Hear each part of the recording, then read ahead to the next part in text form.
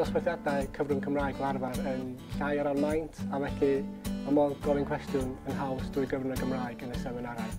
Dych chi'n dod i adnabod eich darlithydd a'r cyd-fyfyrwyr yn lot well, a mae'n ffordd hawdd o greu ffrindiau. Mae'n bosib i chi gael ysgoloriaeth sy'n werth 1,500, 2,000 a 5,000 sy'n gallu bod yn gymorth mawr tra'n astudio yn y brifysgol. Chi'n datblygu sgiliau cyfarthrebu, siarad a sgwennu yn y Gymraeg. Chi hefyd yn dysgu'r sgil trawsieithu, lle chi'n derbyn gwybodaeth mewn un iaith a'i ddefnyddio fe yn iaith arall.